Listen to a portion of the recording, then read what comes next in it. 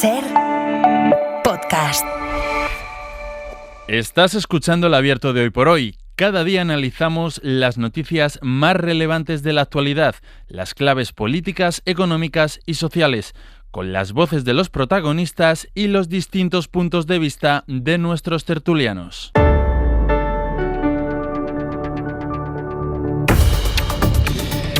Aquí estábamos en la tertulia previa a la tertulia. No nos gusta ni nada rajar. Cristina de Lago, buenos días. Hola, ¿qué tal? Buenos días. Bienvenida. Carlos Sánchez. Hola, Carlos. Buenos días. Que tiene así un punto de vicio y repite esta semana. En Binefar, Carmen Lumbiarres. Hola, Carmen. Muy buenas. Muy buenos días. Bienvenida. Bueno, pues Fernando Peinado. Hola. Hola, ¿qué tal, Pedro? Fernando Peinado es periodista, es compañero del diario El País y ayer firmaba esa noticia sobre el ático de Isabel... Uy, no, ¿qué estoy diciendo? Que no es de Isabel Díaz Ayuso. El ático que ha comprado la Comunidad de Madrid para... Pues ahora no está muy claro para qué. Porque, espera, ahora voy al origen de la noticia, a todos los detalles que dabas, pero ya que estamos en este punto... Lo curioso es que ahora empiezan a transmitir, ¿no?, la versión, Fernando, de que, bueno, a lo mejor no se utiliza como oficina. Ya veremos para qué lo usamos. Sí, han dejado muchas incógnitas en el aire. La verdad que no ha quedado claro todavía el fin para el que lo compraron, a pesar de que lo tienen desde abril. Y tampoco parece una explicación muy convincente desde el punto de vista de un manejo sensato del presupuesto, porque si quieren dedicarlo para oficina, surge la pregunta de por qué no se ha alquilado una oficina o por qué no se ha usado algún espacio de una consejería o de algún otro edificio oficial de la Comunidad de Madrid, si realmente se va a usar temporalmente durante una obra en Sol, ¿no? Claro. No te voy a preguntar cómo llega la información, pero un poco sí el proceso, porque yo creo que ayuda a entender, ¿no?, también cómo se trabaja en periodismo. Bueno, pues vosotros recibís la información y os ponéis ya hace un tiempo a trabajar sobre ella, ¿no? Entiendo que una de las cosas que hacéis es, bueno, pues vamos a ver si oficialmente existe constancia de esta compra, si aparece en las cuentas de la empresa que la compra, si está publicado el anuncio en algún sitio, si, yo qué sé, en algún consejo de gobierno se ha tomado la decisión.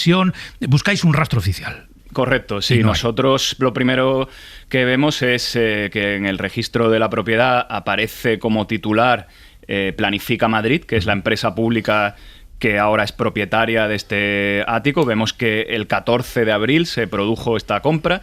No aparece ahí el vendedor, aunque luego averiguamos por otras vías quién ha sido. Tampoco aparece el precio. Y efectivamente también buscamos en la página de Planifica Madrid si se daba información ahí. Vemos que esta empresa, poco conocida, aunque tiene un pasado oscuro porque es la heredera de Arpegio, que está investigada en la Púnica, y de hecho está un caso pendiente que afecta a Francisco Granados y está pendiente de juicio. Vemos que esta empresa, que se dedica a la gestión de suelo y de edificios propios de la Comunidad de Madrid, pues no informa en su web sobre esta adquisición, a pesar de que tienen un portal de transparencia, que detallan una a una muy minuciosamente toda la actividad. Ellos tienen una decena de edificios oficiales y de este no hay nada. No, son edificios como las consejerías. Vale. Ellos son propietarios y se lo alquilan a Consejería de Sanidad, Consejería de Educación. O sea, es un autoalquiler, realmente, de la Comunidad de Madrid. Y, todo es oficinas, edificios históricos, nada de vivienda. Es que la Comunidad de Madrid no se dedica a la gestión de vivienda, sí a la vivienda social. Sí. Sí. Tiene obviamente la Agencia de la Vivienda Social, el antiguo IBIMA, que tiene muchísimos inmuebles por todo Madrid, pero se destinan a personas vulnerables, nada de vivienda de lujo. Con lo cual ya esto nos escamaba. ¿Por qué compran una vivienda de lujo? Porque es una vivienda de lujo. O sea, sí, a ver, nadie puede discutir esto. Esto es una zona muy codiciada de Madrid. Hemos hablado con agentes inmobiliarios que dicen que el mercado de los áticos se ha vuelto una locura desde la pandemia.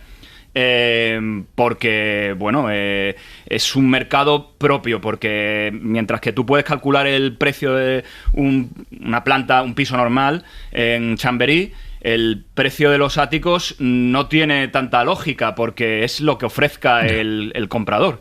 Y están llegando muchísimos inversores de fuera que están muy, muy interesados en este producto, ¿no? El producto de ático en zonas VIP de Madrid. Vale, y vale unos... Bueno, no se sabe el precio porque la comunidad no lo ha contado. Eso es que una de las cosas que estamos tratando de averiguar es 24 horas después todavía no sabemos el precio. La ciudadanía madrileña, que ellos gestionan nuestros impuestos, no nos han informado de cuánto han pagado por este inmueble, a pesar de que llevamos ya 24 horas esperando. Cuando preguntáis, antes de publicar la información, y preguntáis por primera vez, ¿os trasladan esa teoría o esa idea o esa explicación de que va a ser un lugar para trabajar? Sí, correcto. Nosotros preguntamos el martes al mediodía y al final del día se nos informa de que va a ser una oficina temporal para Ayuso y un equipo mínimo durante las obras de Sol, que comienzan en agosto, las obras de la sede de la presidenta. Y entonces, claro, en ese, pues obviamente tenemos que ponerlo. Hasta entonces nosotros simplemente íbamos a contar, la Comunidad de Madrid ha comprado un ático y no se sabe su destino. Pues entonces nos dan esta explicación, nosotros nos quedamos perplejos porque, como mucha gente, no entendemos por qué se compra un ático para un uso temporal como oficina. Y también buscamos esas obras en Sol de las que no se había informado. Esa es otra. Porque, claro, tú te dedicas a la información de Madrid, sí, en el diario El País. ¿Tenías alguna noticia de que en Sol hubiese previsto obras? Pero a ver, también puede ser que se nos hubiera podido pasar, pero hemos buscado en el portal de la contratación, hemos buscado notas de prensa... nadie ha encontrado nada. Y parece que no es que vayan a alicatar los baños, o sea, que no es una obra menor. Según lo que dijo Ayuso ayer en rueda de prensa, van a hacer una reforma integral de la segunda planta, donde está su despacho, y bueno, pues entonces fue otra noticia para nosotros. Y luego lo que pasó es, al día siguiente, fuentes de presidencia matizaron lo que habían dicho la noche anterior y dijeron, bueno, es que no está seguro al 100% que se vaya a dedicar a oficina. Luego salió Ayuso a la 1 de ayer y dijo en rueda de prensa que también, bueno, no está seguro tampoco ni siquiera que ella vaya a usarlo como oficina, a lo mejor puede ir un consejero ahí. Entonces... Es que como la Comunidad de Madrid haya comprado un ático de varios millones de euros para que vaya a trabajar un consejero, con el debido respeto al consejero, o sea, son tan demenciales, tan absurdas las explicaciones que están intentando dar, ¿no? Pero bueno, de momento, o sea, en ningún momento de todo este proceso nadie ha reconocido o os ha reconocido que pueda ser para uso residencial. No. No, ella de hecho ha descartado expresamente, rotundamente ayer en rueda de prensa que vaya a ser la vivienda oficial. Y date cuenta que era una hipótesis porque ella había aireado esta posibilidad ni más ni menos que en la Asamblea de Madrid. Dijo hace 2 años que, ¿por qué no?, podían disponer los presidentes de la comunidad, no solo ella, sino sus sucesores, una residencia oficial, igual que pasa en otras comunidades autónomas. Y bueno, pues abrió ese debate, que es legítimo, y quedó ahí, quedó como una idea. Entonces, cuando supimos esto, nosotros, no te voy a engañar, que pensamos que era una posibilidad, claro, porque ella misma lo había abonado el terreno para esto. Pero fíjate que es una hipótesis y podría ser efectivamente una vivienda para que resida la presidenta ahora y quien venga después. Pero en todo caso, si es así, pues que lo cuenten. Quiero decir, que es que lo han comprado en secreto, que no se sabe cuánto han pagado, que solo cuando lo ha publicado el diario El País han ofrecido, iba a decir una versión, no, porque la versión está siendo cambiante. Va a ser una oficina de presidenta, no, va a ser para algunas reuniones temporales, decía, no, a lo mejor viene el consejero. Es todo como poco... Es que hay un sólido aspecto aquí que nos dimos cuenta al publicar la información, cuando ellos nos dan la explicación, y salió de inmediato ayer por la mañana, que es que la normativa urbanística de Madrid impide usar por completo ese ático para oficina. desde luego, yo creo que es un poco de sentido común. La gente trata de pensar, he visto alguna vez una oficina en un ático y no, o sea, normalmente uno entra en un edificio de viviendas sí puede ser que los bajos, el primero, estén destinados a el notario, un abogado, un arquitecto, pero un ático, pues no sé, a lo mejor existe, pero desde luego no creo que esté en el imaginario de la gente. Y entonces, bueno, pues efectivamente las normas urbanísticas prohíben destinar por completo un ático a oficina. Solamente cabe una salvedad, que es que se use un tercio de una vivienda superior a la primera planta. Solamente se puede usar para oficina si es un tercio de ese espacio. Es decir, prácticamente una habitación o dos. Bueno, pero hombre, en un piso de casi 500 metros cuadrados, una habitación igual tiene 120. Claro, ¿no? Y puedes tener ahí... Y efectivamente, ahí cabe la salvedad, que sí puede usarse lo que se llama en derecho urbanístico un despacho profesional doméstico. Bueno. Es decir, se conserva el uso de vivienda y se destina un tercio de ese espacio al despacho, al trabajo. Hoy por hoy noticias. Ser podcast. Venga, primeras opiniones sobre este caso, sobre las implicaciones, sobre la trascendencia que tiene. Cristina. Un poco que añadir a la crónica minuciosa que nos has hecho, Fernando. Es verdad que la Comunidad de Madrid se amparan en que estas son decisiones que de manera autónoma planifica Madrid, que es la que gestiona, como has explicado, ¿no?, el patrimonio inmobiliario de la comunidad, y que no tiene nada que ver con la adquisición de este ático. Pero si las explicaciones primeras que dan es para solventar una situación de obras en la Puerta del Sol, donde trabaja muchísima gente, pues suscita una cuestión, digamos, bastante básica. ¿Por qué se compra y no se alquila? Claro. Si es verdad que se necesita. Yo entiendo que desalojar la Puerta del Sol por obras que explicó la presidenta que son de calado, pues no es cosa fácil. Pero sí es sorprendente que se vaya a una compra y de un piso y no un alquiler de unas oficinas. Se supone que van a ser unas obras temporales, y yo creo que esa es la pregunta la que todavía no tiene respuesta. ¿A qué necesidad y a qué responde la adquisición? Porque no se ha desmentido en ningún momento la adquisición del ático. O sea, no ha habido un desmentido de decir no es verdad que no se haya. Esa información no se ha desmentido. O sea, que evidentemente esa información es real y claro, y aquí falta la explicación, faltan muchas explicaciones de por qué se compra ese piso, para qué, y en qué condiciones, cómo, por cuánto cuesta, por qué precio, y sí, todavía sigue pendiente, y cuál es su intención primera, porque se habla, ayer dijo la presidenta de la Comunidad de Madrid, y a mí me comentaron ayer que no está decidido que se vaya a ir a ese piso, que fue un poco luego las explicaciones que dio ella, que muy probablemente se aloja en el edificio que hay detrás de Puerta del Sol, que es donde está el consejero de Presidencia, que es un edificio que está estupendamente. Yo he ido allí para entrevistar a algunos consejeros de Presidencia y es un edificio que está rehabilitado y está perfecto, pero que no se nos aclara. Y luego ya, como reflexión general, sería muy interesante que Planifica Madrid hiciera un ejercicio de transparencia y nos contara qué patrimonio inmobiliario gestiona y con qué objetivo y de qué manera. Carlos, y luego voy con Carmen. Yo hay dos cosas. Primera, hay algo que yo siempre me pregunto, suelo poner el espejo cuando a la opinión pública saltan ese tipo de sucesos, un poco de presunta corrupción, o por lo menos de que son un poco escandalosos. Siempre me pregunto lo mismo. ¿Qué hubiera dicho Isabel Díaz Ayuso si el presidente del gobierno tiene obras en el Palacio de la Moncloa, tiene que irse provisionalmente, temporalmente, y se compra un piso en Marqués de Urquijo, en el paseo de Marqués de Urquijo o en Paseo de Rosales? Pues hubiera sido un escándalo. Probablemente lo hubiera dicho Isabel Díaz Ayuso, hubiera sido encabezado, digamos, lo que supone el malgasto de ese dinero público para que el presidente del gobierno tuviera un apartamento de lujo mirando al Paseo de Rosales, que eso hubiera sido un escándalo. Y el segundo punto de vista más administrativo. A mí me cuesta creer que en un procedimiento administrativo el interventor de la Comunidad de Madrid o quien vigila, digamos, los contratos, estamos hablando de un contrato elevado, son 4, 5, 6 millones de euros, lo que sea, no esté justificado el gasto.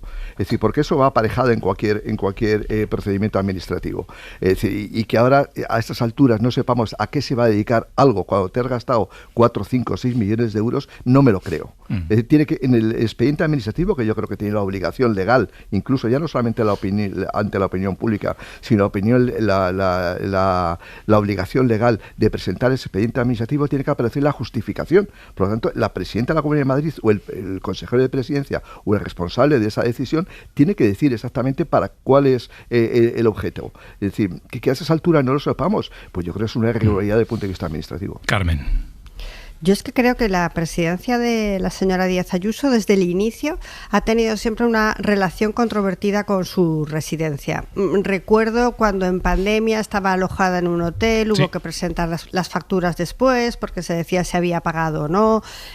Los áticos en los que se supone que ella reside y que son de su pareja, el señor González Amador, el chalet de Rascafría que compró la Comunidad de Madrid, que ella fue un fin de semana con los tupper para pasar el fin de semana en familia, y ahora la compra de este ático, que a mí me da, pero es solo una intuición, y conforme también lo estaba diciendo el periodista del País, Fernando, sí, que en las propias declaraciones de ayer de la señora Ayuso, cuando dijo, si yo dispusiera de una vivienda oficial, no tendría que soportar toda esta campaña de desprestigio, ¿no? Yo creo que me da la impresión que la explicación de que se va a usar esa compra para las obras que no conocíamos, que no sabemos si hay licencia, que si no hay adjudicación, son unas explicaciones sobrevenidas a una compra que fue en abril, ¿no?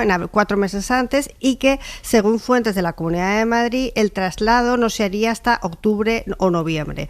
O sea que me da la impresión que están intentando ajustar los plazos de una compra de una zona residencial para uso residencial en un tema que preocupa mucho a la presidenta, que es dónde va a vivir, y que probablemente sería mucho más normal y mucho más democrático que realmente, si hace falta una residencia para la presidenta de una comunidad como la de Madrid, ¿no?, con el número de habitantes que tiene, con el poder, pues que se haga, pero con luz y taquígrafos, o sea, que no nos hagan pasar por tontos creyendo toda esta secuencia que es realmente extraña y que creo que además va a poner en apuros a compañeros suyos de gobierno, como por ejemplo el alcalde de Madrid. ¿Dónde va a vivir? Se puede preguntar Díaz Ayuso. ¿Y dónde vivían los presidentes y presidentas que la precedieron? Pues y luego en sus casas, presentarse ayer como Juana de Arco, quiere decir que es una campaña de desprestigio contra mí permanentemente. Si no es un problema da lo mismo que sea Isabel Díaz Ayuso, un consejero o un alto cargo de la Comunidad de Madrid. El problema es el buen uso de los fondos públicos. Claro. Es decir, si tú tienes una necesidad temporal porque están haciendo obras en la Real Casa de Correos, pues lógicamente haces un alquiler a tiempo definido, y si hay que alargarlo, se alarga. Es decir, pero presentarse como Juana de Arco ante la opinión pública, es que van contra mí. Pero fíjate, eso es populismo, lo que hace Donald Trump en Estados Unidos. No hay mucha ahí decía, lo cuentan ahora, sobre esto no te quiero preguntar, Fernando, pero dice, lo cuentan ahora porque están los incendios, ¿no? Y es una manera de enfrentarme a la gente.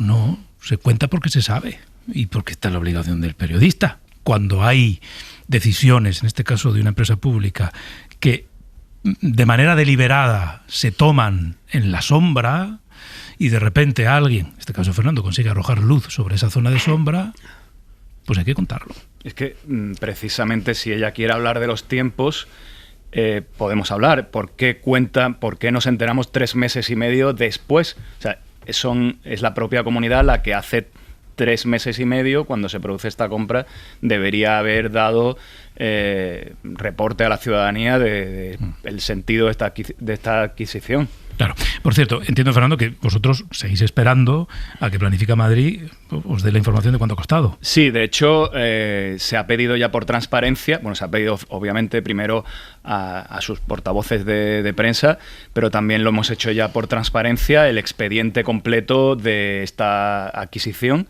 que incluya, pues efectivamente, una memoria justificativa que debe aparecer. El expediente tiene que... No sé si el interventor de la comunidad se tiene que pronunciar o algún funcionario dentro de Planifica Madrid, pero debería haber una memoria justificativa, debería aparecer también el contrato de compraventa, debería haber una tasación. Entonces, ese expediente debe existir. Y efectivamente, si quisieran hacer un ejercicio de transparencia, Planifica Madrid podría hoy mismo decir aquí está todo, ¿no? Entonces estamos a la espera, han pasado 24 horas, vamos a ver si se produce. Que esto tiene que ver, Cristina, con algo que cuesta mucho en este país también, ¿no? Que es ser transparente.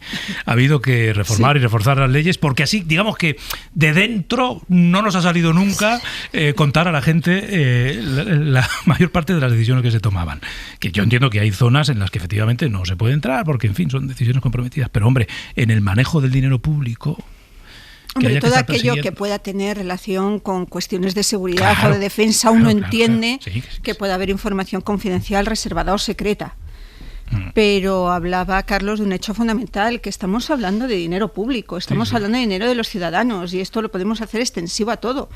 Y creo que cuando se habla del tema del pago de impuestos, que yo creo que el debate no es impuestos sí, impuestos no, hay que pagar impuestos, los ciudadanos lo que sí tenemos que exigir es un ejercicio de transparencia de a dónde va nuestro dinero y de fiscalización.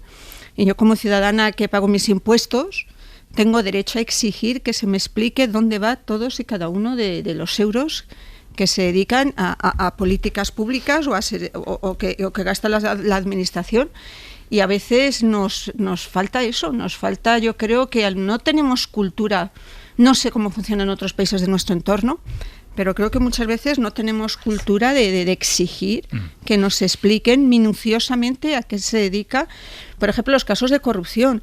Hay que recordar que la corrupción es malversación de fondos públicos. En la corrupción política siempre hay dinero público que cambia de manos de manera incomprensible, ¿no?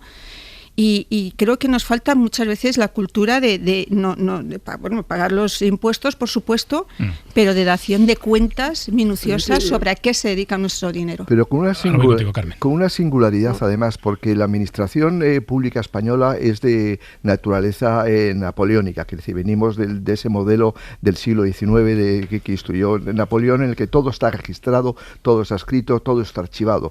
Por lo tanto, cuando tienes toda esta documentación, que seguro que la tiene la Comunidad de Madrid, como ocurre con el expediente, por ejemplo, de Plus Ultra. Tienes un expediente perfectamente y todavía no lo conocemos. Es decir, todo el expediente de Plus Ultra, más allá, digamos, de lo que ha salido en los medios de comunicación. Yo creo que la obligación de la Administración es decir, qué ha pasado en Plus Ultra, que salga la ministra de Hacienda o el actual ministro de Hacienda explicando qué ha pasado en todo el procedimiento de Plus Ultra. Porque está registrado. Y en esto es exactamente lo mismo. Porque tenemos una administración napoleónica. Todo está escrito y todo está contabilizado. Pero fíjate, voy contigo, Carmen, la trampa es que, digamos, el acto de transparencia debería ser un automatismo en la administración, pero acaba dependiendo de quien políticamente gestiona la administración. Ocurre en las comunidades, ocurre en ayuntamientos. Es decir, ayuntamientos que dicen, oiga, quiero que el señor alcalde me cuente no sé qué, y el alcalde dice que por sus narices no lo cuenta, y tienes que recurrir a los órganos de transparencia de la comunidad para forzar. Y eso no te garantiza nada, pero y dice Fernando, hemos acudido a transparencia. Yo he acudido muchísimas veces a transparencia y se me ha remitido a páginas web donde no estaba la información que requería. Y decía, sí, es información pública, mentira. Y entonces me quedaba efectivamente sin poder acceder, por ejemplo, a qué indemnización tienen derecho los asesores de Moncloa. No los ministros, no los secretarios de Estado, que eso sí es información pública, sino los asesores. Esa información no existe. Carmen. No, claro, porque es que hubo un boom con la necesidad de la transparencia y de la participación después de los movimientos de la indignación del 2011 y realmente se reguló y se legisló a nivel estatal y autonómico y también local sobre la necesidad de transparencia. Hay unas leyes que están bien redactadas. El problema yo creo que es lo que estás diciendo tú, Pedro, que es que depende de quién esté al frente de cada institución que se cumpla o no se cumpla. Y hay una tendencia general además a cada vez cumplirse menos. Es verdad, no podemos decir que el servicio de transparencia no funciona. Tú presentas una reclamación, tienen un plazo para contestarte y pueden no contestar. Entonces, yo creo que es un sistema habitual en el que tú preguntas, se pasan los 2 meses que hay de plazo para que te den una respuesta, tienes que volver a elevar la pregunta a un órgano superior y si quieres saber algo que no te están contestando, pues tienes que ir a un procedimiento judicial. Y la pena es que este es el sistema que se ha normalizado cuando realmente los portales de transparencia no tenían que ser simplemente para que nos colgaran un PDF donde están los presupuestos económicos del ayuntamiento o del ministerio. Claro. Eso no es transparencia, ¿no? Y unos datos visuales que quedan muy bonitos, de hemos gastado el 85%, el 45% en pensiones. No, es poder desmenuzar los datos y poder saber dentro de cada una de las partidas en qué se ha gastado y que te respondan. Pero desde luego el silencio administrativo parece ahora la tónica general en lo que tiene que ver con transparencia. Sí. Bueno, vamos a cerrar este asunto. Ayer pensaba, la casualidad ha querido, voy a contar una pequeña interioridad, que Fernando y yo seamos parte de familias que han luchado porque pongan ventiladores en las aulas del colegio público al que van nuestros hijos. Bueno, iban. Claro, yo pensaba que por un lado tengamos que pedir, suplicar que pongan ventiladores para que los niños no se cuezan en un colegio público, y por otro se gasten 6 millones de euros, o 5, o 4,5, o 6,5, o 7, no sabemos cuántos, comprar un ático con 200 metros de terraza. Es tan hiriente. Esto es populismo. Bueno, no diría yo que en el gobierno de la Comunidad de Madrid utilicen argumentos mucho más finos que este, ¿no? Para otras cosas. Pero esto es así. Esto es así. Fernando, muchas gracias. Gracias, Pedro. Y enhorabuena. Gracias. Y ahora vacaciones. Bueno, si te dejan. Sí. Espero que sí. Que lanzar un tema como este a 2 días de irte de vacaciones, no sé yo si muy inteligente. Pero allá tú. Hoy por hoy noticias. Ser Podcast. Las novedades nos llevan a hablar del último incendio importante que se declaraba ayer. Ha quemado más de 6.000 hectáreas en pleno Parque Natural de los Arribes del Duero, en Zamora. Javier Líbana, buenos días. ¿Qué tal, Pedro? Buenos días. Se ha conseguido estabilizar el incendio en su avance por 2 flancos, el este y el norte, aunque las previsiones meteorológicas no son nada buenas para las próximas horas. Nos vamos hasta Zamora. Marichu García, buenos días. Buenos días, esa es la noticia esperanzadora porque son los flancos que amenazan a poblaciones. El avance de las llamas no se ha podido detener, en cambio, en el sur y en el oeste, que son los territorios menos habitados. La otra novedad que podemos aportar es que hay varios trabajadores heridos de los que forman parte del operativo de extinción por inhalación de humo y por golpes de calor. En el resto, la situación sigue igual, confinadas las localidades de Fermoselle y Fariza, evacuados los vecinos de 14 pueblos de la zona, unos 800 personas en total, que han pasado la noche en los polideportivos de Bermillo de Sayago, Fermoselle y en 2 residencias de ancianos de Zamora. 4 carreteras de la zona siguen cortadas. La evolución se espera desfavorable, sobre todo esta tarde, cuando está previsto que se reaviven los vientos. Este es ahora mismo el fuego que más preocupa, junto con el de la Vall d'Uixó en Castellón, que en las últimas horas no ha crecido en perímetro, pero todavía no se espera que hoy se vaya a poder dar por estabilizado.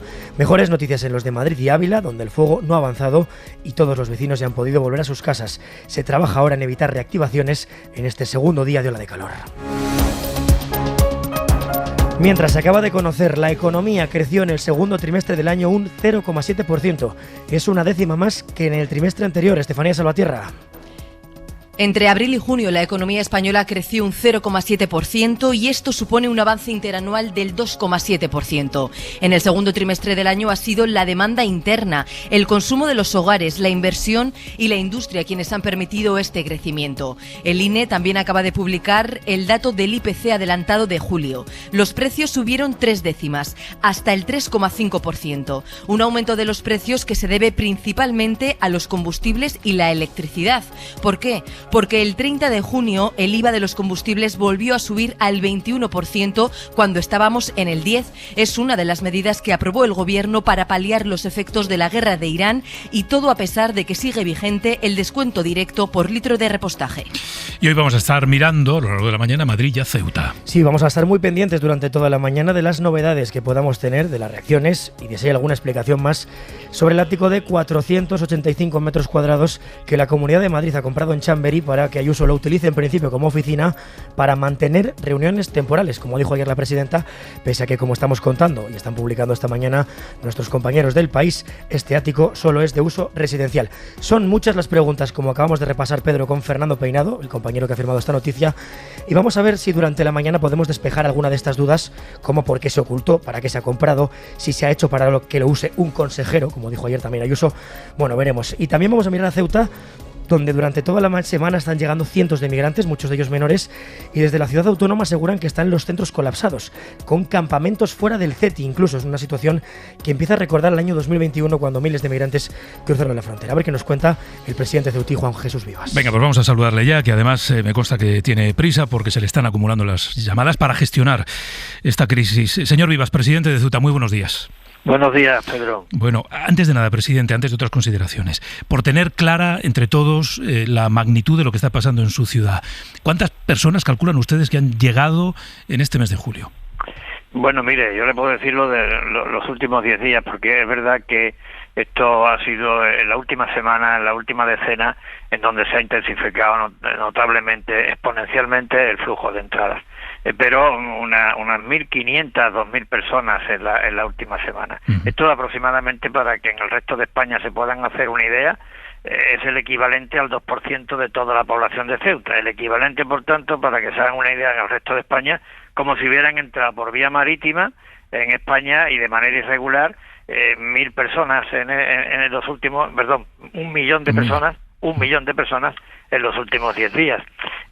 Por darle otro dato, la sobreocupación del área de menores es de un 2.400%. El número de migrantes que hay fuera del centro de estancia temporal para adultos es superior al número de inmigrantes que hay dentro. Por tanto, yo creo que estamos en una situación de absoluta emergencia humanitaria y social, que demanda una actuación consecuente con esta calificación de emergencia a través de un mando único que garantice que esa respuesta sea enérgica, decidida e inmediata. Esto además tiene otras dos consecuencias. La más lamentable, los que pierden la vida en el intento de llegar a Ceuta. En el último mes han aparecido en el mar 60 cadáveres. Y por otra parte, el impacto en la población, una población que de manera justificada tiene sensación de vulnerabilidad y de inseguridad. En consecuencia, insisto, a nosotros nos corresponde como ciudad autónoma mantener una postura de lealtad institucional, sentido de Estado y responsabilidad. Creo que la estamos teniendo, y también nos corresponde, porque es nuestro deber y nuestra obligación, pedir auxilio, socorro ante una situación verdaderamente preocupante, crítica, grave, de emergencia. ¿Usted este auxilio, este socorro, lo ha pedido ya personalmente al gobierno? Sí, yo tengo un contacto permanente con el gobierno, tanto a través de la delegación como a través de distintos ministros, a través de los secretarios de Estado, y espero que esa petición surta efecto. He encontrado comprensión en las conversaciones, debo decirle. Se están haciendo cosas, también debo decirle, pero es fundamental que se actúe con la energía que requiere una crisis, una emergencia de esta envergadura, de esta magnitud y de esta naturaleza. Tenga en cuenta que estamos hablando de la seguridad de la única frontera, junto con Melilla, terrestre y marítima a la vez, que tiene Europa en África.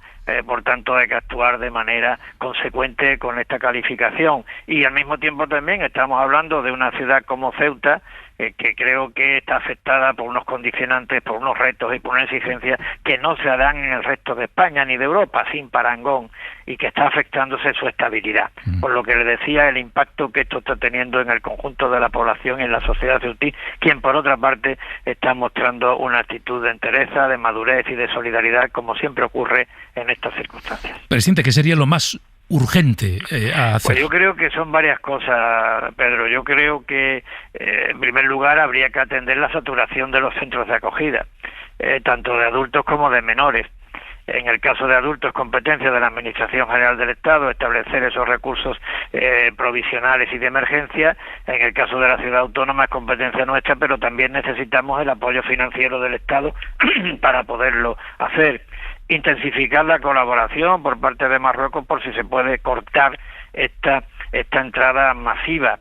También reforzar a los cuerpos y fuerzas de seguridad del Estado en efectivos y en medios, tanto en lo que se refiere al ámbito fronterizo como al de la seguridad ciudadana.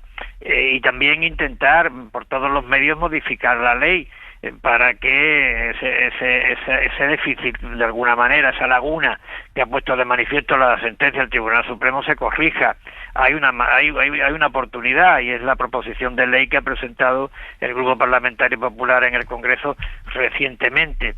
Y yo creo que también es fundamental activar la salida de Ceuta de migrantes mediante la aplicación de los mecanismos que la ley prevé, activar y acelerar en la medida de lo posible. Y por supuesto, y esto supongo yo que lo estará haciendo el Gobierno de la Nación, implicar a la Unión Europea, porque, insisto, la frontera está en Ceuta, pero la frontera es de España y de Europa. ¿Tiene usted alguna explicación de por qué está pasando ahora y en esta magnitud?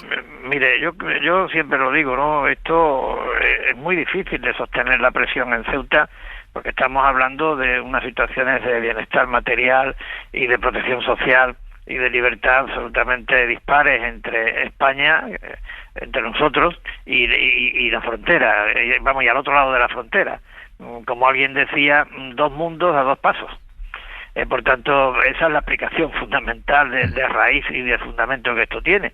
Pero ante esta situación yo creo que hacen falta aplicar las medidas necesarias para que esa diferencia y esa aspiración que tienen los vecinos de salir del país para buscar una vida mejor, pues se haga de manera regular, se haga de manera ordenada y no mediante avalanchas incontroladas, como ahora ocurre, avalanchas incontroladas que repercuten en la estabilidad de Ceuta, en sus capacidades de acogida y también, y de manera muy grave, y en un drama irreversible, en quienes pierden la vida en el mar. Ya le he dicho, 60 cadáveres en los últimos 12 meses. Por tanto, cuanto más eficaces sea en las medidas y los mecanismos de contención de la inmigración irregular, más eficaces será en disuadir que nadie se juegue la vida en el intento de llegar a España. Solo una cosa más, presidente, no le robo más tiempo. Yo creo que todos, usted desde luego, la ciudad, por supuesto, tiene en el recuerdo aquel mayo del 21, creo que fue, ¿no? Que en muy poco tiempo más de 10.000 personas entraron a Ceuta. ¿Usted teme que se pueda llegar a ese punto? Bueno, mire, si las cifras de los flujos de entrada diarios siguen siendo los mismos, es decir, creo que estamos ya en el orden de, porque es verdad que cada día no es la misma cifra, pero vamos, creo que podemos estar en el orden de 300 personas al día de entrada. Claro, 300 personas al día hacen que en 10 días sean 3.000 y que en 20 sean 6.000 y que en 60 pues sean 9.000, con lo cual ya estaríamos en las cifras de mayo, es decir, de mayo del 21. Si esto no se corrige, si no se aplican las medidas que le he dicho antes de manera decidida, enérgica y contundente, a la vuelta de un mes estaremos como en mayo de 2021. Pues Juan Jesús Vivas, presidente de Ceuta, gracias por habernos atendido. Le agradezco muchísimo que nos haya llamado y que nos haya permitido lanzar este mensaje de petición de auxilio y de socorro, insisto, desde la más absoluta lealtad institucional, responsabilidad y sentido de Estado. Gracias, presidente. Buenos días. Muchísimas gracias. Nicolás Castellano, hola. Nico, muy buenos días. Yes. Tenemos que fijarnos en lo que pasa en Ceuta, porque me comentabas estos días aquí en la redacción que lo llamativo es que veníamos de meses muy tranquilos, Nico. Sí, hasta el 15 de julio, Pedro, en los datos oficiales del Ministerio del Interior, había solo 3 personas que habían cruzado por mar a la ciudad autónoma de Ceuta. Es decir, que en apenas 15 días, esas más de 2.000 personas que describía ahora mismo el presidente de la ciudad autónoma de Ceuta. Y hay que fijarse, Pedro, en varias claves que diferencian, digamos, esta llegada de los últimos días con respecto a otras. Primero, de momento no es comparable a la de mayo del 21, porque esas 10.000 personas entraron en menos de 48 horas. Aquí lo están haciendo en 15 días y son menos de 2.000, pero sí que por primera vez se da después de esa sentencia del Supremo, de la que tanto se ha hablado estos días, por sindicatos policiales, por el propio presidente de la ciudad autónoma, en la que se reafirma que ninguna persona que cruza nado puede ser expulsada de manera automática sin ser sometida pues a los rigores de la ley de extranjería. Esto no es que sea nuevo, Pedro, esto es lo que decía la ley antes. Lo que pasa es que, por ejemplo, en el mayo del 21 fuimos testigos en la playa del Tarajal de cómo se cogía a los niños mojados y se les echaba al otro lado sin identificarles y sin pasar por los procesos que marca el artículo 35 de la ley de extranjería, ¿no? Y la otra clave es que por primera vez esta llegada se produce en medio de la contingencia migratoria, cuando se supera, digamos, la capacidad de acogida claramente de los puntos del sur, como Ceuta, Melilla o Canarias, y que por tanto el Estado y las comunidades autónomas están obligados a hacer esos traslados. Claro. ¿Qué pasa? Que hay muchas comunidades gobernadas o cogobernadas por el PP y por Vox que se están negando a aceptar esos traslados de niños que están llegando a Ceuta. Bueno, claro, son 2 de las cosas que ha pedido el presidente de Ceuta. Primero, que se modifique la ley para que se pueda expulsar a quien entra por vía marítima, nadando, ¿no?, a Ceuta. Esta es una de las cosas que pedía. La otra, pues que haya un reparto de los inmigrantes que están llegando a la península, ¿no? O sea, que nos liberen a la ciudad de la presión que supone tener, pues esto, a cientos de personas o a miles de personas en recursos públicos que están ya saturados. Hoy por hoy noticias. Ser Podcast. Y en el análisis hoy, Cristina de la Hoz, Carlos Sánchez y Carmen Lumbierre. Sigue por ahí Nico Castellano, ¿verdad? ¿Estás ahí, Nico? Aquí estoy.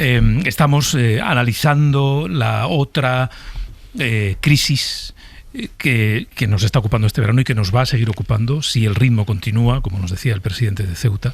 Es verdad que toda la atención puesta de manera, digamos, indiscutible, ¿no?, en los incendios de estos días, hace que algunas de las cosas que pasaban al margen de los incendios nos hayan pasado en primer lugar desapercibidas, pero bueno, llevamos ya bastantes días aquí en el Hoy por Hoy haciendo este seguimiento de lo que está pasando en Ceuta. Te decía, Nico, cuéntanos un poco el contexto de dónde vienen estas personas que están cruzando a nado estos 10 días a Ceuta. Pues la mayoría de estos niños y jóvenes, sobre todo, vienen de Castillejo de Fnides, como le llaman en Marruecos, que es la localidad que es vecina a Ceuta y que tradicionalmente, Pedro, es un lugar donde hay muchos trabajadores temporales que tienen permiso de entrada y salida por las excepciones que tienen Ceuta y Melilla con las localidades vecinas de Marruecos. Y sin embargo, muchos de esos niños siguen pues pensando que la solución a su futuro sigue pasando por cruzar ese espigón. Por cierto, un espigón, una zona absolutamente militarizada en los últimos tiempos, en esa colaboración de la que presume el gobierno de Pedro Sánchez con Marruecos. Marruecos ha fortalecido militarmente y con mucha vigilancia ese espigón, lo que hace que llame mucho la atención como estos niños están cruzando incluso a plena luz del día, como esta misma mañana, ese espigón al otro lado. Muchos de esos niños buscan en el paso a Ceuta un paso previo a la península para pasar a España o a Francia, y muchos de esos niños son los que componen el colectivo de menores tutelados de los que tanto hemos hablado y los que desgraciadamente los políticos tanto usan en su batalla electoralista, ¿no? Así que pues la propuesta hoy era, Pedro, escuchar a uno de esos chicos que con 16 años dejó Castillejo, la localidad de la que vienen ellos, que ha hecho todo este periplo, que cruzó la frontera de manera irregular, que pasó por centros de menores y que ahora preside una asociación que agrupa precisamente a los ex menores tutelados. Sí, que se llama Ismail El Magdubi. Hola, Ismail, buenos días. Hola, buenos días. ¿Qué tal? Gracias por atendernos. Oye, Ismail, te pido también un poco incluso de tu análisis, ¿no? ¿Por qué crees, o que te cuentan, por qué se está produciendo este fenómeno estos últimos días, ¿no?, tan intenso de pasar a Ceuta? Bueno, la realidad no es de ahora, sino el goteo como ha sido todo el año de jóvenes y menores que estaban llegando a Ceuta de forma sin cortarse en ningún momento, solo que vemos de repente estos números altos en estos momentos debido más bien por políticas que se están ya llevando a cabo.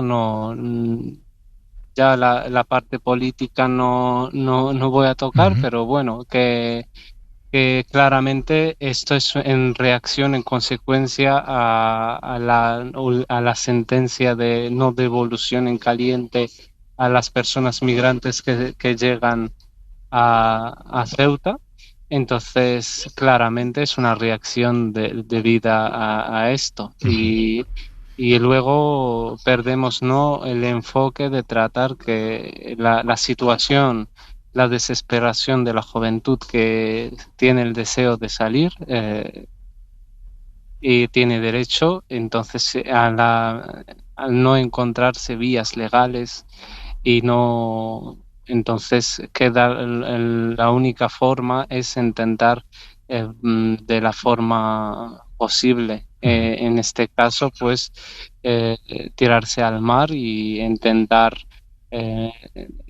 entrar a Ceuta, y sin que te pilla la guardia marroquí. Si te pilla, pues serás deportado a la parte más lejana del sur de Marruecos, y si te pilla en la Guardia Civil pues hasta hace poco pues se hacía el traspaso de estas personas voluntarias a la migración, pues a la autoridad marroquí en plena mar, y ya se devolvían a tierras marroquíes. Pero bueno, lo que estamos viendo, pues la aplicación de la sentencia o de la no devolución, Y también vemos que existe ya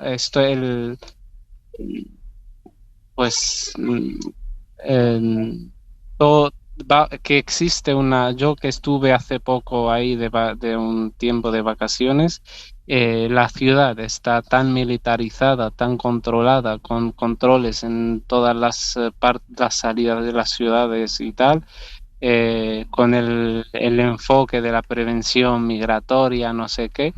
Entonces no encuentro una lógica así de que es un hecho aislado, de que la gente... Es que hay un sobrecontrol. Hay playas privadas, por ejemplo, en las playas donde he estado yo bañándose desde que nací en Castillejos, hoy en día están prohibidas y eso, por ejemplo, no pasa en el lado ceutí. Las playas cercanas a la frontera, en el lado ceutí, por ejemplo, en ningún momento se han prohibido, pero es que vemos unas vulneraciones de derechos muy, muy graves derivadas a este pacto, a estos convenios del control migratorio, de esta externalización. Entonces, esto hace que los jóvenes tengan más ganas de percibir esta opresión, este control, esta privatización de libertad de circulación dentro de la misma ciudad, y hace llamamiento a otras ciudades, a otros jóvenes que tienen la misma desesperación de querer intentar su suerte de emigrar a Europa. Claro. En todo caso, Ismail, quería preguntarte, ya sé que no hay un perfil único, ¿no?, de los jóvenes o menores que dan el paso de cruzar o intentar cruzar a nado a Ceuta. Pero bueno, si pudiéramos hacer ese perfil, ¿quiénes son los que ahora están intentando llegar o están llegando a Ceuta?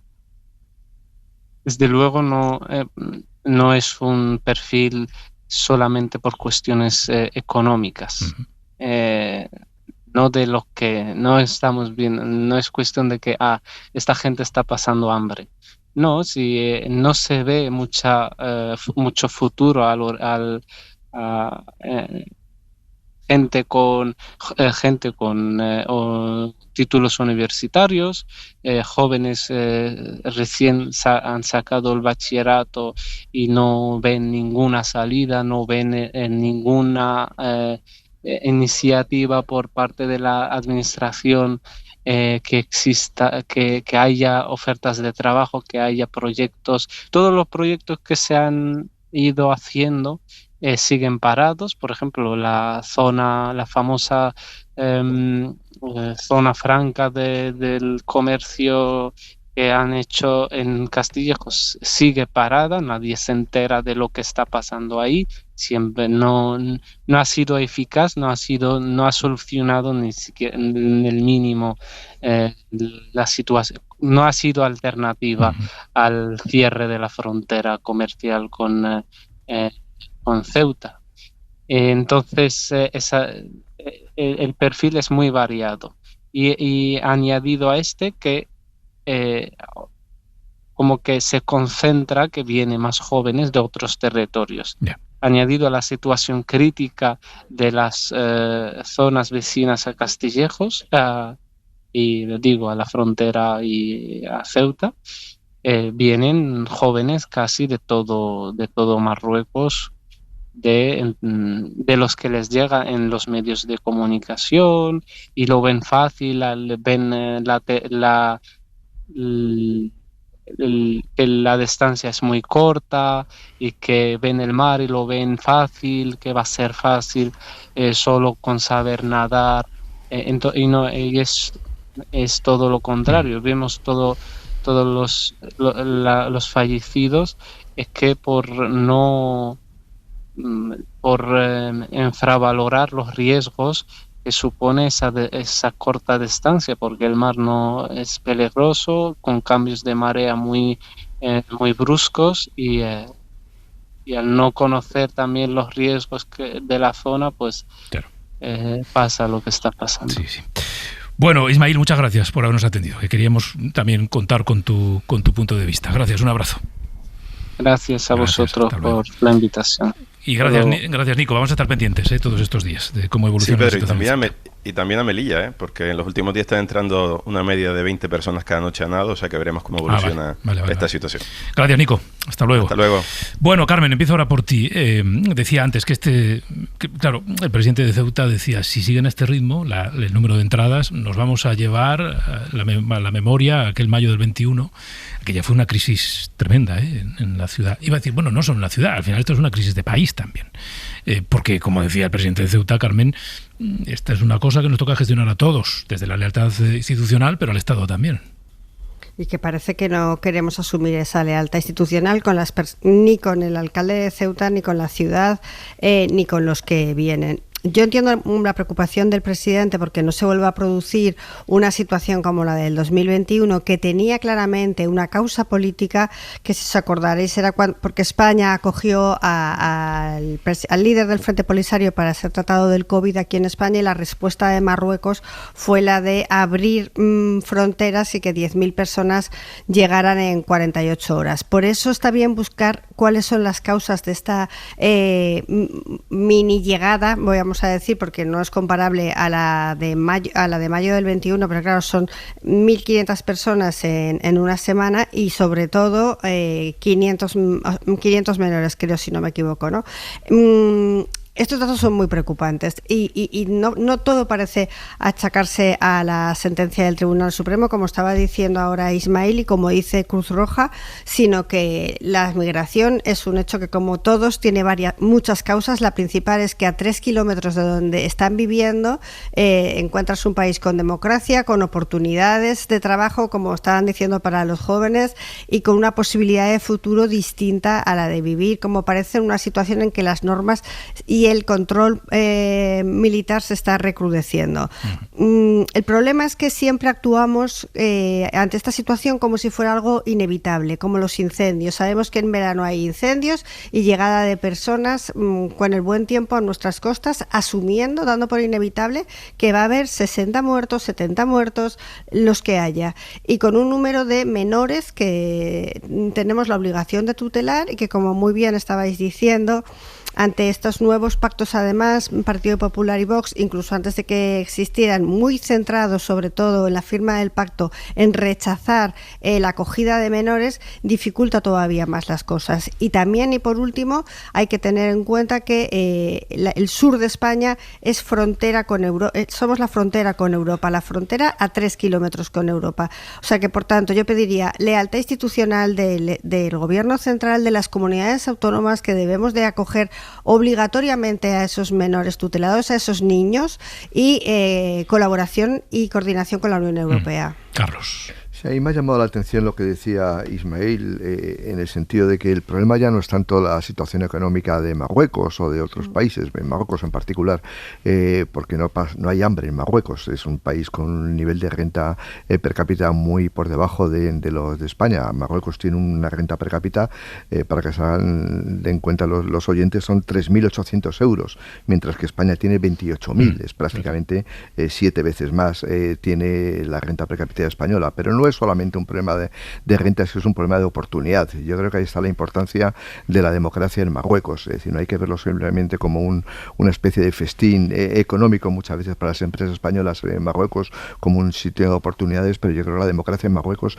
algún día tiene que llegar, y ahora su principal aliado, que es Estados Unidos, yo creo que debería, simplemente por la tradición democrática que ha podido tener Estados Unidos en los últimos 250 años, impulsar la democracia en Marruecos, que va mucho más allá que la situación económica. Pero yo creo que lo que pone de manifiesto la crisis de Ceuta en particular es la utilización de las migraciones por razones políticas, para ganar votos y por razones electorales. A mí me parece que debería haber un sistema semiautomático en el que cada vez que lleguen de manera irregular inmigrantes a Ceuta, deberían ser trasladados al resto de la península ibérica por pura solidaridad, que es lo que pide el presidente de Ceuta. Pero tiene un sistema automático. ¿Cuál es el problema? Que cada comunidad autónoma está ganando votos con el tema de la inmigración, y los pactos del Partido Popular y Vox son evidencia clara con eso de la prioridad nacional. Es decir, si no le damos oportunidades a la gente que llega a nuestras fronteras y que desde el punto de vista legal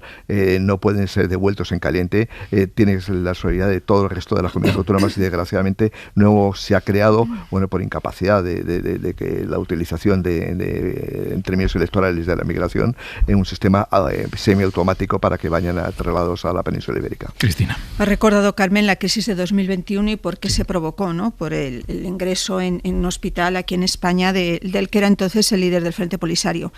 Yo me pregunto si también esto es una advertencia de Marruecos y si tiene que ver con el reciente viaje que hizo el presidente del gobierno a Argelia. Porque es evidente que Marruecos tiene en muy buena medida el grifo de los flujos migratorios. De Marruecos dependen muchas cosas de la frontera sureuropea, y me pregunto si tiene algo que ver con una advertencia de Marruecos a España. Sinceramente, yo creo que ese es el otro elemento, además de la sentencia del Supremo respecto a que son imposibles las devoluciones en caliente si vienen por vía marítima, porque se entiende que la vía marítima, digamos, no es frontera, que es lo que pide Vivas, de que se reforme de la ley de inmigración. Y entonces sí, me pregunto si esto tiene de trasfondo alguna advertencia que quiere lanzar Marruecos a España después de la visita que ha hecho Zapatero a un país en el que tuvimos serios problemas, incluso de índole económica, cuando contra todo la que había sido la tradicional posición de España con respecto al Sáhara Occidental, de repente se modifica. Todavía no sabemos por qué exactamente ni a qué respondió aquello. Y Argelia, tuvimos un serio problema, por ejemplo, con el gas argelino, ¿no? Y era la idea un poco de restaurar las relaciones con Argelia en este sentido. Es una de las preguntas que me hago. Para los que nos queremos esto del proyecto de país y de España, pues evidentemente hay que ser solidarios con Ceuta, con Melilla y con Canarias. Y, por ejemplo, la reubicación de menores no acompañados debería ser, si no automática, pues hombre, hay que tener en cuenta qué criterios se emplean y se utilizan, ¿no?, para su reubicación, pero el resto de España debería ser solidaria con una situación que tienen dos ciudades autónomas que, por sus propias características geográficas y de extensión, cualquier movimiento migratorio es verdad que hace saltar las costuras de la ciudad y de los habitantes que están allí. Y yo siempre que oigo a Vivas, lo comentaba antes, yo siempre que oigo al presidente de la ciudad autónoma de Ceuta, tengo la sensación de que se sienten muy solos y muy abandonados, muy lejos, ¿no? Por eso agradecen tanto que pongamos el foco en ellos, porque yo creo que se sienten bastante abandonados. Pero es verdad que habrá que analizar las causas profundas, porque partiendo de la base de que, lo decía Carlos, de que la solidaridad debería ser automática, teniendo muy claros cuáles son los criterios de reubicación, teniendo muy claros, y pactados y acordados, y que no parezca que hay comunidades que se libran de asumir su parte de su cuota de solidaridad por cuestiones de conveniencia política, que yo creo que esa sospecha ha planeado sobre los últimos intentos del gobierno central a la hora de reubicar a esos menores. No me gusta hablar de reparto, no estamos hablando de paquetes de Amazon, estamos hablando de seres humanos. Pero habrá que ver si cada X tiempo tenemos una oleada migratoria, no vamos a solucionar el problema. Habrá que impedir que se produzcan esas oleadas migratorias. Y yo sé que es poner puertas al campo, que es complicadísimo, que es súper complejo, pero habrá que incidir también sobre el control de fronteras y los flujos migratorios. Pero es que da votos. Quiero decir, el problema de la inmigración es que da votos. Silvia Orriols era una persona desconocida hace pocos años y ha construido un discurso en torno a la independencia de Cataluña y sobre todo en torno a la inmigración. Hombre, con la particularidad de Orriols, también somos inmigrantes los que somos los de España. También es un inmigrante sospechoso el de Valladolid. Lo sé. Y claro, cuando da votos, pues es imposible ese pacto para ese sistema de distribución o de reparto, como se quiera llamar. Pero habrá que poner medidas también sobre la llegada y el control de fronteras y flujos migratorios, porque si no vamos a tener cada X tiempo una crisis migratoria y que es lo que hay que controlar también.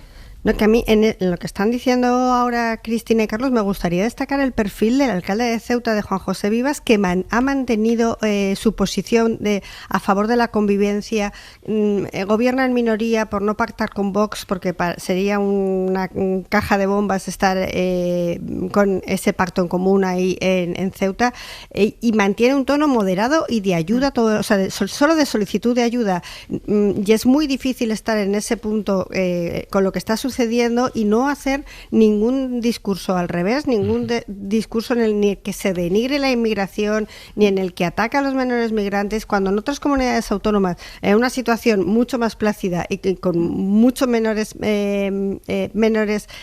residenciados aquí con tutela autonómica, se está haciendo un discurso incendiario y a mí me parece que chapó por el presidente de la ciudad autónoma de Ceuta, porque está manteniendo muy bien los principios democráticos. Siempre ha sido así, ¿eh? Además, quiero decir, el presidente de Ceuta, de la ciudad autónoma, en otras crisis precedentes, siempre ha evitado elevar el tono hasta entrar en ese espacio del enfrentamiento agrio, ¿no? En este caso con el gobierno central.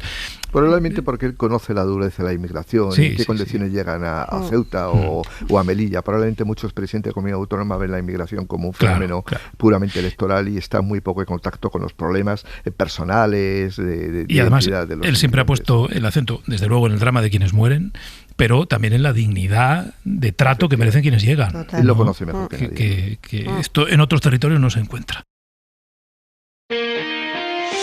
Hoy por hoy noticias. Ser Podcast. El martes, en este programa, les leímos fragmentos de una carta que luego habrán visto en otros muchos sitios. La carta de un bombero forestal de Ávila, exhausto, indignado, triste de ver cómo se quemaba su tierra. Se llama Ángel y charlamos con él. Tengo que estar apagando las arizónicas del chalet. Hay una cosa, un concepto, por favor, si la gente que se lo apunte. Pirojardinería, piro de fuego, jardinería de qué hacer con lo que tenemos en torno a nuestra casa. Pirojardinería, por Dios, que todo el mundo se ponga ya mismo desde hoy a arrancar, a cortar todas las arizónicas que tengan en torno a sus casas, que no quede ni una en pie. Eso es pura gasolina. Bueno, esta es alguna de las cosas que nos dijo en una conversación que fue, bueno, muy reveladora, muy interesante, muy intensa. Javier Ruiz Martínez, hola. Hola. Bueno, Ángel Malanda le puso voz a toda una generación de bomberos y de bomberas a los que no les gusta que les llamen héroes. De hecho, es su posición. Están conectados con su tierra. Ellos son de la zona que se ha quemado. Y la protegen durante el año y apagan el fuego, o lo intentan cuando el fuego se declara. Pero hay un detalle al final de la entrevista que te ha hecho seguir una historia. Sí, y es esto que dijo al final cuando ya le habías despedido. Ángel, te damos las gracias por tu testimonio esta mañana en la radio y te mandamos un abrazo. Gracias, Ángel. Pedro, ¿me dejas una mínima intervención? Va a ser muy cortita, te lo prometo, ¿vale? Sí. Mira, un recuerdo para la compañera Alba de la Romeo 19 del Barraco. Ella, el primer día del incendio, junto con mis compañeros, tuvieron un atrapamiento que se tendrá que estudiar para que no vuelva a pasar y estuvieron a punto de quemarse 13 personas.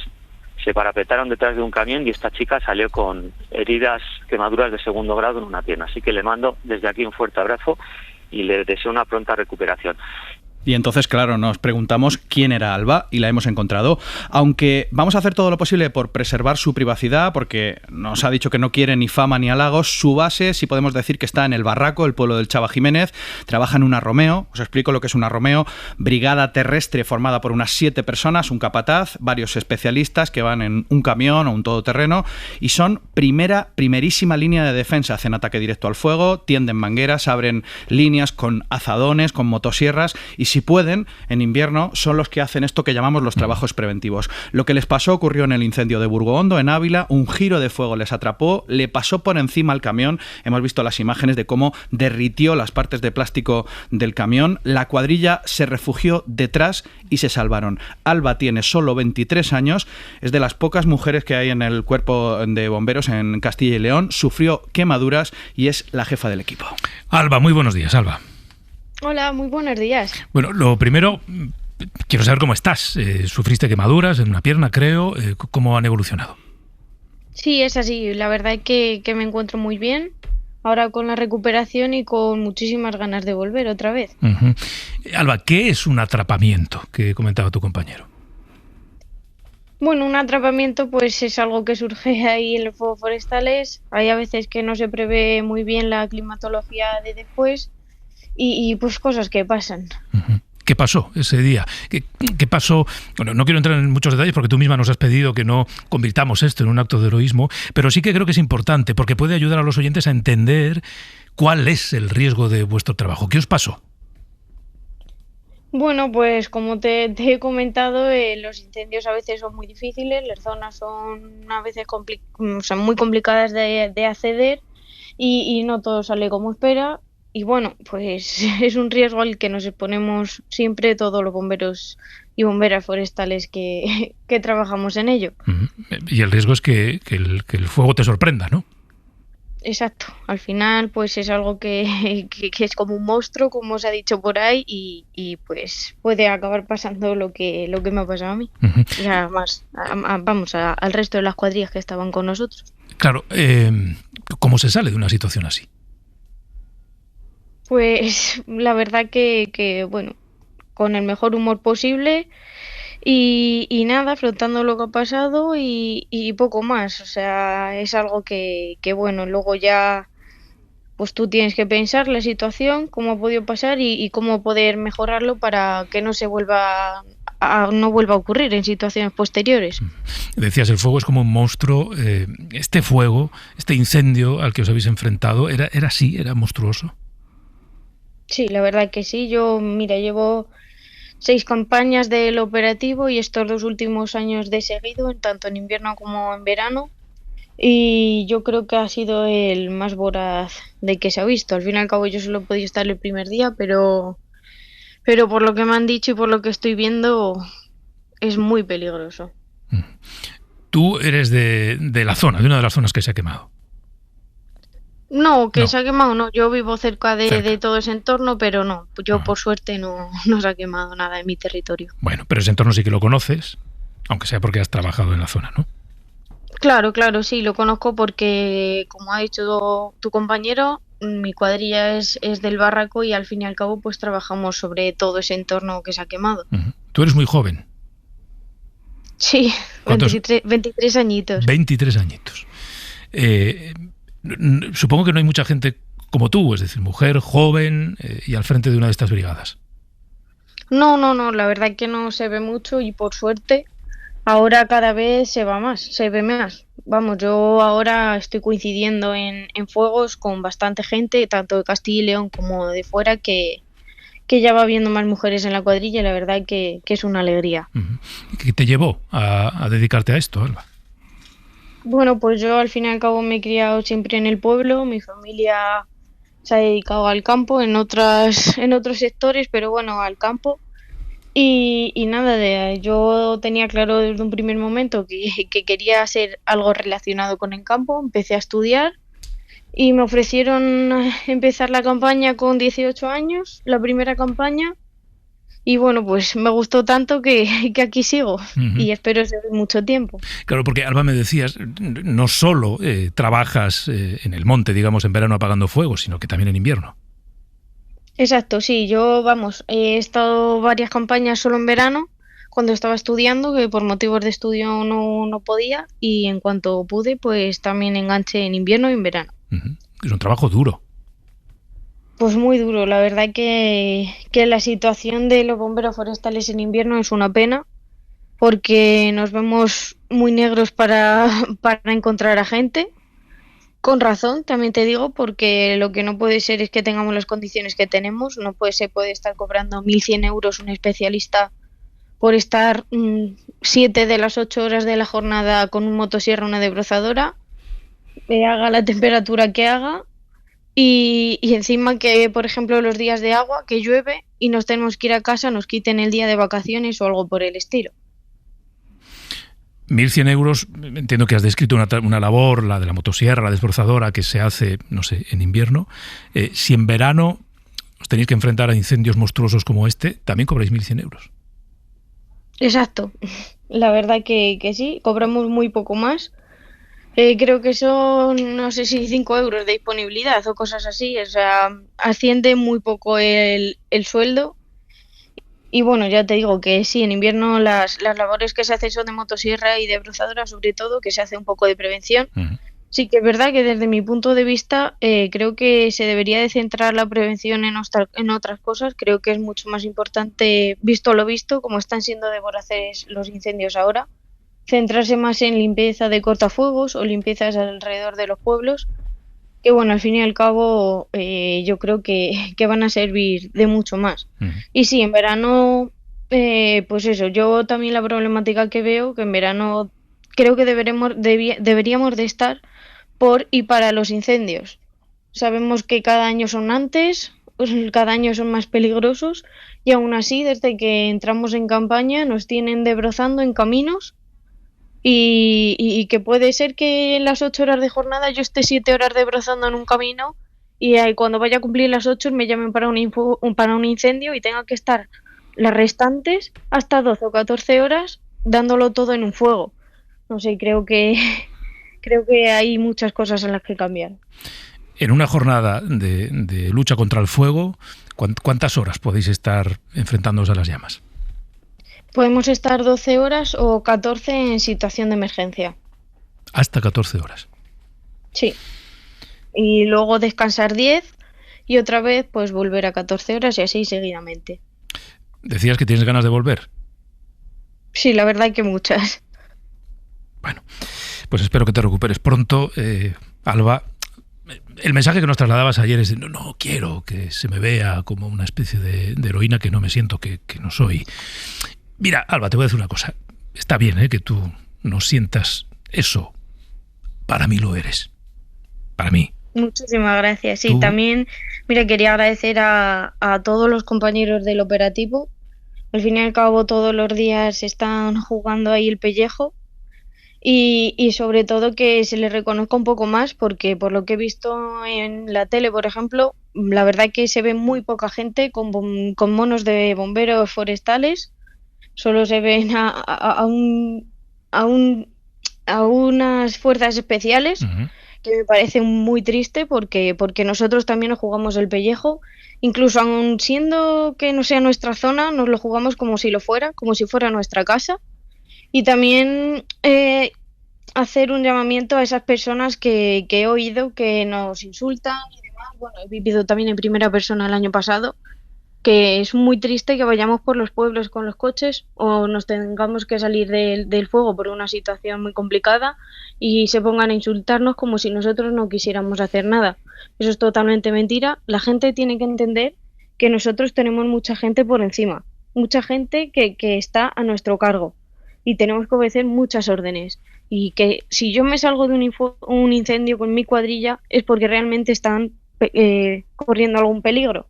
Y lo siento, pero no hay campo en el mundo ni infraestructuras en el mundo que valgan más que una vida de una persona.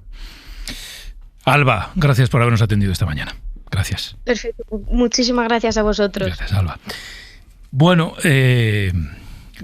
imagino que os quedáis con ganas de comentar lo que nos ha dicho Alba, pero os vais a quedar con las ganas. Por lo menos nos ha dado una lección. Es tremendo. De humildad. Tremendo. De todo. Es tremendo. Héroes a 1.000 euros, ¿eh? No me dejes comentar, pero héroes a 1.000 euros, que no se nos olvide. Sí. Este país está desquiciado. Desquiciado quiero decir que tengan que escuchar insultos. Tenemos un problema de política de prioridades. Yo creo que hay veces que nos dedicamos a muchas batallas inútiles y poco a... Pero no íbamos a hablar, ¿eh? No, pero es que ya yo lo entiendo, pero es que esto conecta con el principio de esta tertulia, que estamos hablando de la compra de los impuestos. Esto es. De verdad no es sangrante que se pueda comprar un ático de 6 millones y que a una bombera forestal de 23 años que se juega la vida delante de un fuego monstruoso le paguen 1.100 euros de sueldo. De verdad. Bueno, gracias, Javier. Un abrazo. Luego. Y gracias a todos. Adiós, Carlos, gracias, Cristina, Carmen. Para no perderte ningún episodio, síguenos en la aplicación o la web de la SER, Podium Podcast o tu plataforma de audio favorita.